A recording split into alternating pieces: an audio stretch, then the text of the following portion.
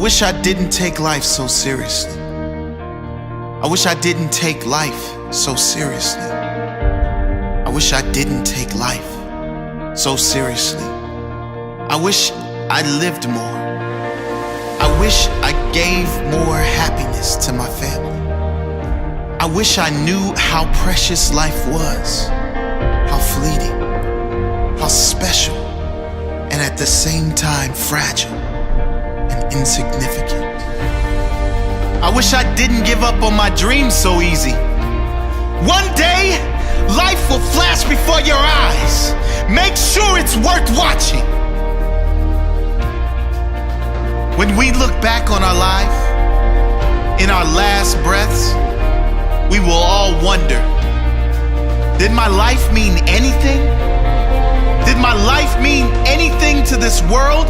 Was I loved? Did I have an impact on anyone else's life? Did I matter?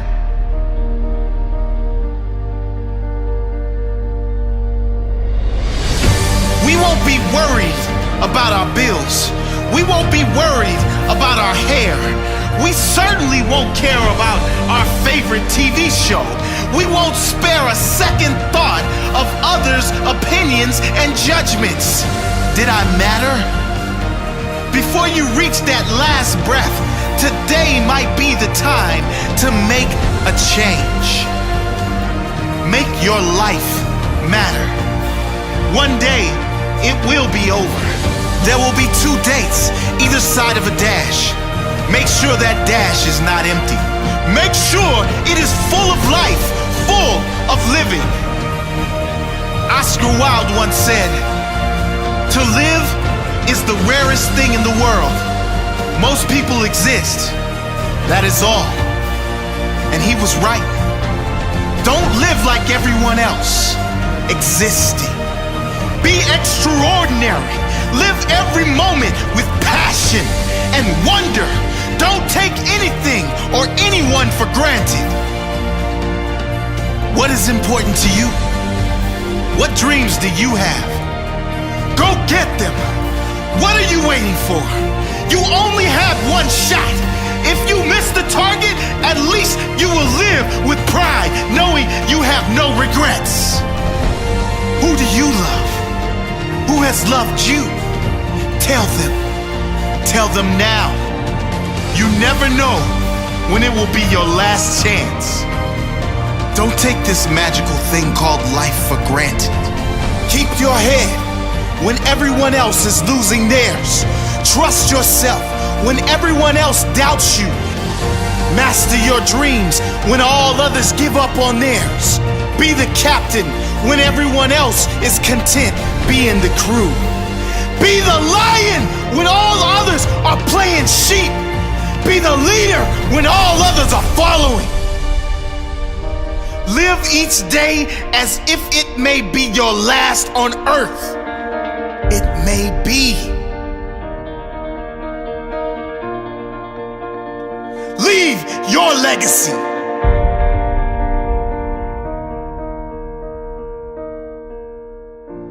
And as Zen Shi says, a flower does not think about competing with the flower next to it. It just blooms. And that's really your job, is to see the outside world, to see the flower next to you, to understand the amazing things that are happening all around you, all of the incredible people and the essence of what they have and what it is that they've done to bring inside yourself, and find out, what does that look like when it's me? Not what do I look like when I'm them? And once you understand the difference between that, then you can really begin to be something unique. You can become that thing that you were meant to be, that thing that makes you feel alive and whole. And that's it, that's the secret. You're just trying to be something, not that's just inspiring to other people, but that you actually want to wake up every day and be. And that's the thing about it. There's no escaping you. Whatever you become, a lie, the truth, somebody else, yourself, whatever it is, you're gonna spend every day of your life there. And as Albert Einstein said, everybody's a genius. But if you judge a fish by its ability to climb a tree, it will live its whole life believing that it's stupid. And that's what confuses people. People believe that they're dumb because they're not finding their path. They're not defining things based on what excites them and what they want to live with every day. They're just looking to what the outside world says is good. And I think it's incredible that there are other people doing things that are so extraordinary that we aspire to be like that. But you have to understand the difference between being like someone and trying to actually be them. So if what inspires you is that somebody works hard, work hard.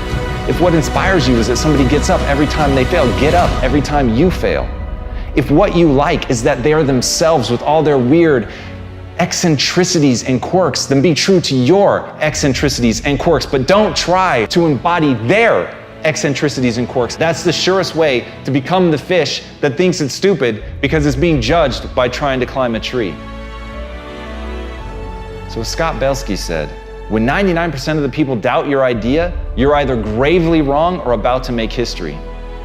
And that's the terrifying part. You're not gonna know. You're not gonna know the difference. But if you're chasing somebody else's path, if your whole game is emulation, if your whole game is to mimic that which inspires you, you will never find the thing that's real about you. And look, I don't know about you, but I can be wrong. I can be gravely wrong. I can have people think me an idiot and try something and fail as long as it was true to me. Because then the lesson that I'm going to learn is going to apply. It's going to take me another step closer to actually being the person that I want to become, that I want to live with every day. But I can't be that if I don't understand who I want to be. So look inward, identify your path, identify what excites you, and go after it as if your life depends on it. Because in truth, it does.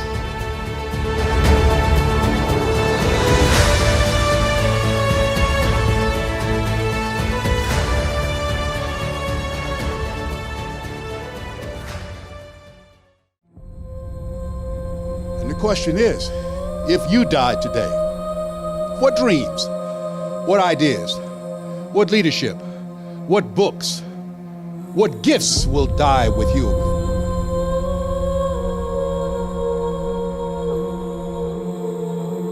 Let me tell you something you already know. The world ain't all sunshine and rainbows.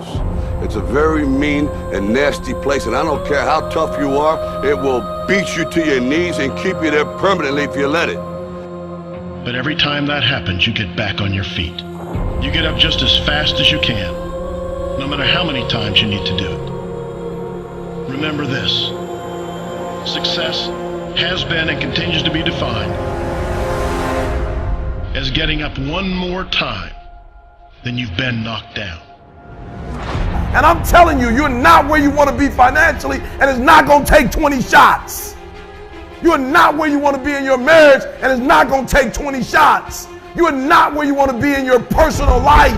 You are not the person you want to be, and it's not going to take you 20 shots. For some of you, it's one more shot. For some of you, it's two more shots, and you have not given yourself enough credit to say, I just need to get up a half hour earlier, and my whole life will change.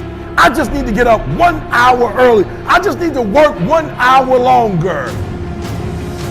You, for whatever reason, you never pursued those dreams. You never acted on those ideas. You never used those gifts. And there they are standing around your bed looking at you with large angry eyes saying, we came to you. And only you could have given us life. And now we must die with you forever. I will not go down that way. I choose to fight back. I choose to rise, not fall. I choose to live, not die. And I know that what's within me is also within you. I need to stop hitting that snooze button. If you were to make that one change, that one sacrifice, you would stop dreaming and start living it.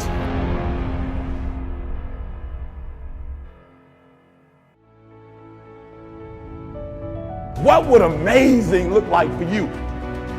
What would amazing look like if you were amazing? If you know what amazing looks like, then why haven't you gotten there yet? I want you to say, the reason I'm not as amazing yet because I hit the snooze button. That's why I'm not amazing right now. The reason why I'm not amazing right now is because I couldn't get up early enough because I told myself I'm not an early person. I don't get on Twitter every blue moon. I don't get on my app every blue moon. The reason why some of you will never be successful because you're not immersed in it. When you wake up in the morning, look at your goals. Your goals gonna tell you what time to get up. Are you hearing me? Your goals gonna tell you who you should be hanging out with. I can't tell you, but your goals gonna tell you how much sleep do you need. You might not need to get up at 3 o'clock in the morning for your goals, but your goals are going to define what time you get up, how you live your life, how you move, when you say yes, when you say no. Think like the person you intend to become. I want your dream to be so clear, so vivid, right? That when you wake up in the morning, all you got to do is step in your dream. The difference between people who talk about it and people who do it is one simple word: application. They hear it, and they don't just hear it, they digest it. And when they digest it, boom, they do something with it. If you are alive, I know you ain't reached your best yet, right? You got more. You could do more. You could see more. You could be more. I know that all your energy, all your strength, all your skills, all your capabilities, you're not operating on 1,000%. I know there's still some things you can do, some limits that you could push, some buttons you could push, some opportunities that you haven't explored. And the second thing I know is this: I know that you are not experiencing life to its fullest. Like life itself is a process of becoming, a part of man's ongoing historical drive to manifest his consciousness outside of his mind, in front of his eyes. Greatness is when we overcome our own boundaries, when we surprise ourselves. When mapped out, when we get the long view, when we get the big picture. That's greatness. Ask not what the world needs, ask instead what makes you come alive, because what the world needs is more people who have come alive. What makes you come alive? What gives you the goosebumps? What gives you the chills? What makes you well up? Somewhere deep inside, you know what kind of person you were designed to be. Ask yourself, how would the person I'd like to be do the things I'm about to do? Greatness is upon you, and it's time for you to bring that thing out. There's power in consistency. There's power in doing something over and over and over and over again. There's power in practice. Don't rush the process. Yeah, feel me. Some of y'all trying to rush the 21 days. It takes 21 years to be 21 years old. Don't rush the process. Trust the process. It's a matter of life and death. Yes, it's a job you don't want, but that job is going to propel you and position you for the next job. It's not just the class. It's the rest of your life. Are you hearing me? It's not just working out. It's an extra year on your life. It's not just eating right. It's another 7 years on your life. It's a matter of life and death. And so your life is in your hands. Your dream is in your hands. Your future is in your hands. If you're going to get in the zone, if you're going to do fourth quarter living, you got to be comfortable with hitting the wall. If I got any runners out there, any fighters out there, any athletes out there, anybody that's ever stretched the limits, you know that in order to get to the zone, you got to hit that wall first. You got to hit that brick wall first. What does that mean? You got to get to a place in your life where all your strength is gone and you're no longer operating on strength, but now you begin to operate on will. You get, listen to me, you get to a place where you're not, it's not this no more. It's not your strength. It's not your natural strength. You are for will. And many of you, I declare right now, many of you have never gotten the will. You've never operated on will. And so you got to hit the wall. And what I mean by hitting the wall is if I run for 30 minutes, right? If I run for 30 minutes, I got to say to myself, every time you run, Eric, you got to get to 35 now. You got to go 5 more. Once I get to 30, my body say, yo, E.T., let's stop. Because the last 5 days we did 30. We did 30, Eric. It's time to stop. We did 30 minutes, and what I got to do is I got to push it to the limits. I got to push it to the limit. I got to be willing to hit the wall. I got to be willing to get past crying. I got to be willing to get past hunger. I got to get past self-defeat, saying you can't do it. I got to be willing to get past a low self-esteem and say I deserve it. If anybody else deserves it, I deserve it. It's mine. Listen to me. You got to be willing to hit that wall. And for most of you, when you get to that wall, you give up, you quit. You got to get to the place where you can hit the wall. There is a system. There is an orbit that you've been functioning in, and that most of the people around you contribute to. There's a social construct that contributes to you coming back down again. That defines you. And people are comfortable with you. They don't mind you leaping up every now and then, as long as you come back down with us. In fact, people only hate on you when you try to get away. As long as you come back down and fit back in the system, people don't have no trouble with you. But the moment you pack up your bags and say, see you, wouldn't want to be here, I'm out of here, people have a problem with that because you're leaving the orbit. And you're going to have to break the gravitational pull. You're going to spread your wings and you're going to sail into your destiny. There's a reason you survived. There's a reason you endured. There's a reason that you cried but didn't faint. That you crawled but you didn't collapse. That you fell down but you weren't shattered. You're a new person, but before you walk out of that door, you got to have a new mind. You cannot believe the old labels. I want you to stop speaking negativity over yourself. You are an answer. Walk like it, talk like it, plan like it. The world will change their opinion about you the day after you do. If you're willing to suffer, and I mean suffer, your brain and your body, once connected together, can do anything. The only way you're ever going to get to the other side of this journey is you have got to suffer to grow. To grow, you must suffer. So I wanted to change to be the hardest man ever created. And my goal when I was sitting there, not going to school, being bullied, having no self-esteem, my goal was the only person that's gonna turn this person around is me. How? That's the question. How are you gonna do that? I had to build calluses in my brain the same way I built calluses on my hands. So I broke the Guinness Book of World Records for pull-ups a long time ago, but I failed at it twice. And I did 67,000 pull-ups in trying to break this record. So to do 4,030 pull-ups, I had to do 67,000 for training for that. But if you can get through to doing things that you hate to do, on the other side is greatness. That's what people understand. By me running, I am callous in my mind. I'm not training for a race. I'm training for life. I'm training for the time when I get that 2 o'clock in the morning call that my mom is dead or something happens tragic in life. I don't fall apart. I'm training my mind and my body and my spirit so it's all one, so I can handle what life is going to throw at me. Because the life I've lived, it throws a whole bunch at you. And if you're not physically and mentally prepared for that, you're just going to crumble and you're good for nobody. Even the hardest men, in times of suffering, what we do is we forget how hard we really are. Suffering is the true test of life. We are all great. No matter if you think you're dumb, no matter if you think you're fat, no matter if you are fat, no matter if you've been bullied, or no matter if you just got back from Iraq or Afghanistan and you have no legs or your arms or whatever, man, we all have greatness.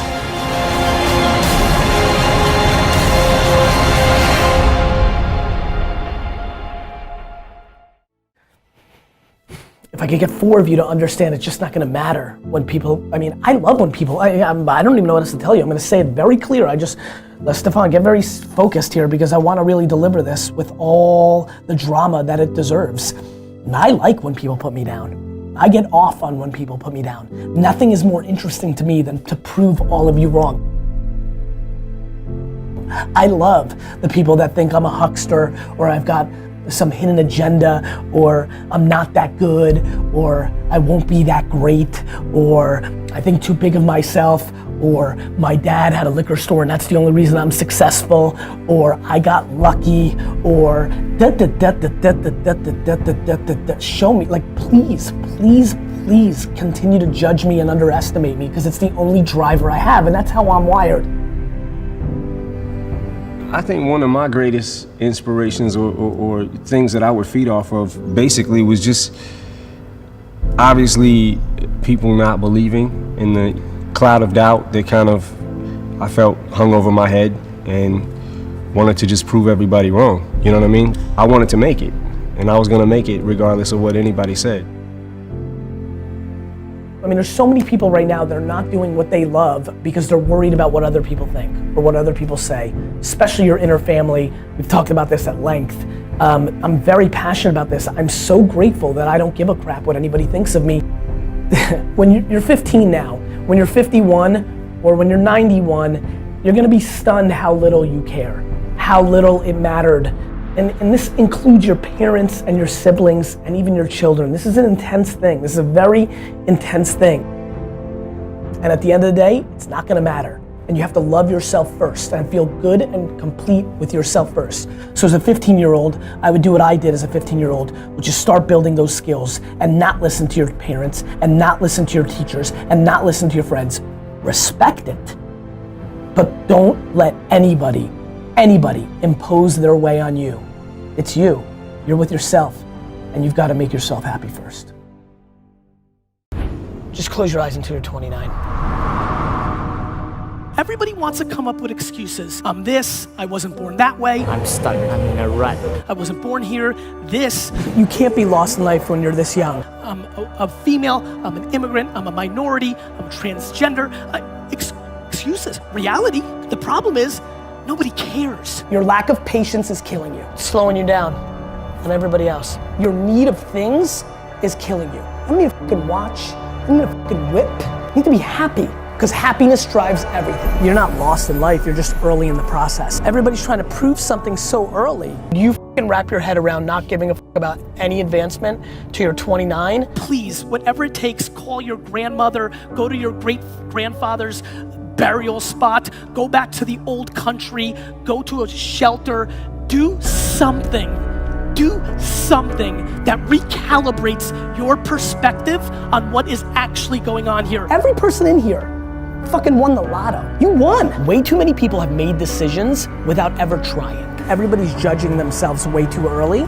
You can literally do 4 different things over the next 2 years, 6 months at a time to figure out everything that you think you might like, you should try to do. Doing something around passion is very similar to love. You're blinded because you like it.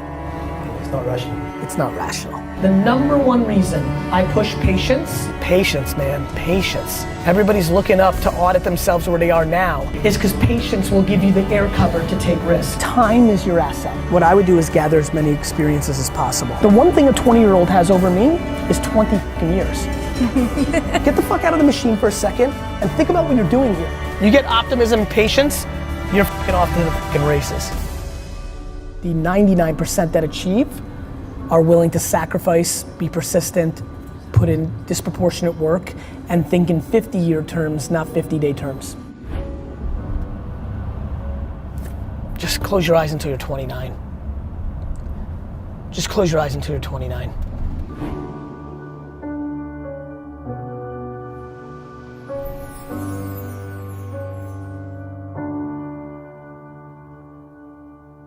Because when you see regret in a man's eyes, it's fucking painful because you can't do shit about it. When you're 90 and you're not mobile and you're tired and it's over, you can't do it. You can't do it. You can't build that company you wanted. You can't spend that time with your kid. It's regret. Yeah. And it fucking drives the shit out of me.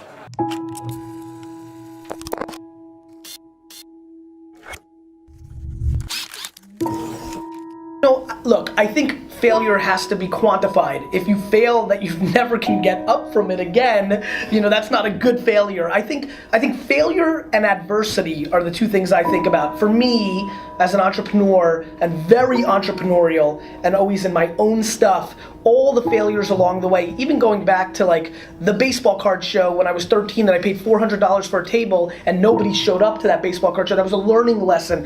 Those micro failures were super, super important. I think, it depends on your stomach, right? Like if you really fail, like go out of business, I think people take one of 2 ways, right? They're like just finished and they're never able to get off the mat and they go in a different direction. So to me, I think quantifying the failure is important to me. They gotta change, you gotta evolve. Like Madonna did it right. She reinvented herself 14 times. That's why she had a long career. You've gotta reinvent yourself. Let's talk about sports. When you're the best athlete and you're like the guy and you're like one of the top 15 players, Draymond Green, he's my buddy. Draymond really worked on his game every offseason. You know, Ricky Rubio, the flashy point guard from Minnesota, if he developed his outside shot, he would have been a much bigger player. He had all the passing skills, the quickness, he's got everything. If instead of going to Ibiza and f***ing chicks in the offseason, he worked on his 18-foot jumper, he'd be in the game. If you have ambition, your actions have to match that. And too many people are just like not putting in the work. Their mouth is way ahead of their fucking, actions. Like, really? You're gonna be the greatest NBA player of all time? Why? Because you think you got a little handle on the weekends? You need to shoot 15,000 free throws before school every day. What did you do from Friday 5 p.m. until Monday 7 a.m.? I'm just curious, and I don't think you shouldn't have a weekend, but I think everybody's ambition actually is more predicated on their actions than their words. My friends tell me all the time they're so ambitious, and I'm like, if that's true, then you punt leisure, and you punt concerts at Jones Beach, and you work. I realize what's going on here. One life.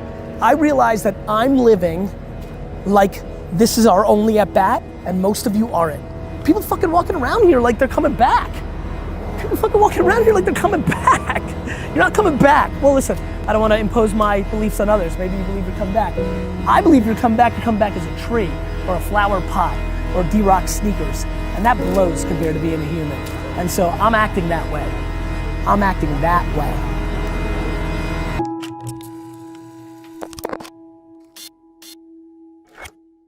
Your first video got how many views? 30, 75. I mean, nobody watched, right? So when I get emails, which I get 50 of them a day for entrepreneurs, I'm like, hey, I know you always talk about patience. I've been doing this, it's not working, traction, should I give up and do something else? Inevitably, I'll email back and be like, how long have you been doing it? Oh, 4 months. And I'm like, fuck you.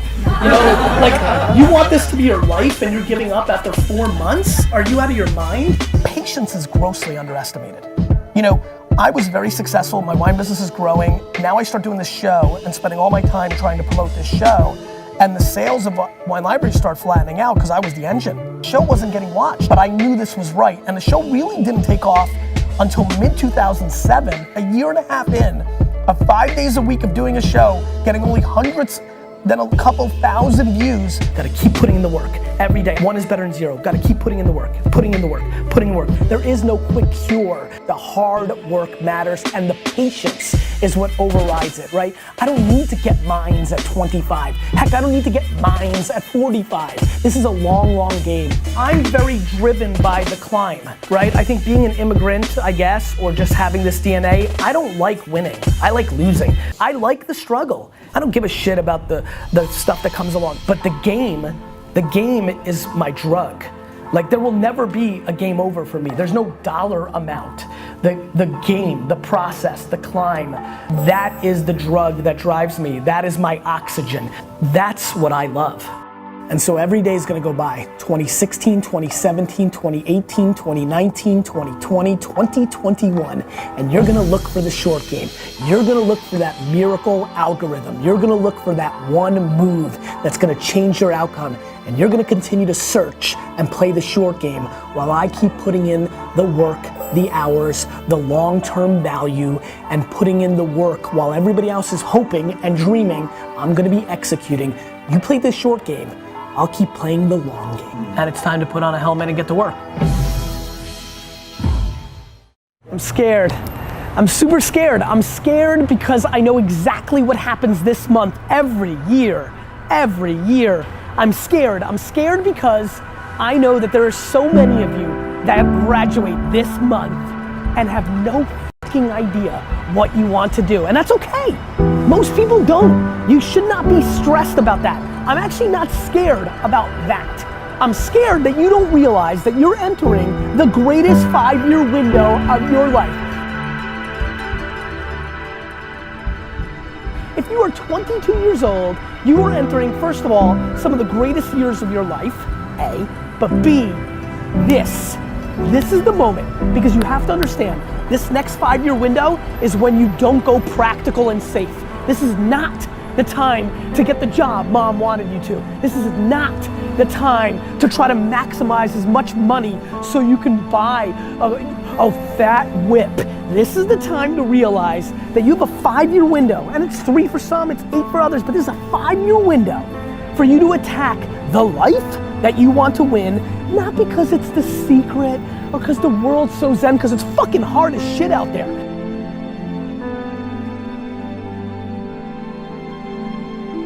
Class is easy, right? What you've been doing for the last 16 years it's structured, it's easy. The world, this thing is hard. However, that contradicts what I'm gonna tell you right now, which is this is the best and easiest 5 years of your life, because this is when you need to attack what you love and what you want to do.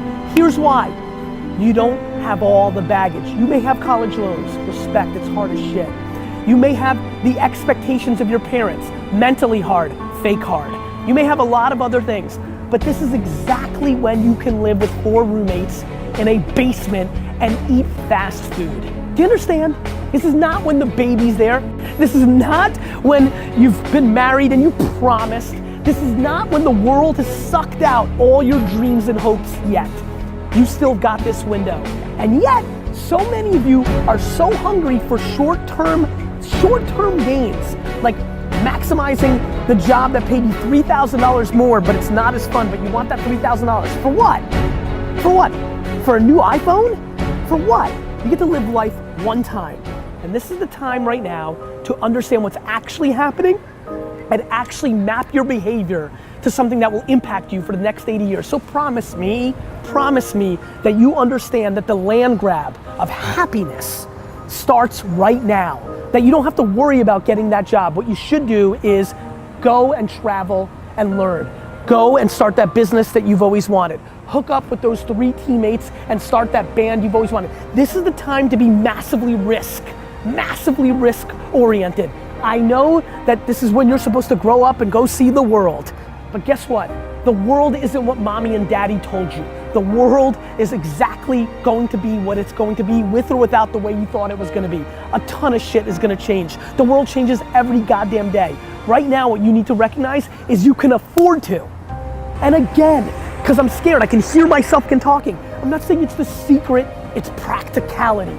When you are in your early 20s, this is when you can grind at your highest levels, because there isn't all the baggage that comes across from life. It's harder for the 42-year-olds that are watching right now to listen to this advice. You can't just wake up tomorrow and be like, let's go. Because little Sally has soccer fucking practice. And because you've got a million other things that are holding you down. But boy, if you're lucky enough to be graduating today with not an idea of what you're gonna do with your future, nobody's ever been luckier than you. Please recognize it.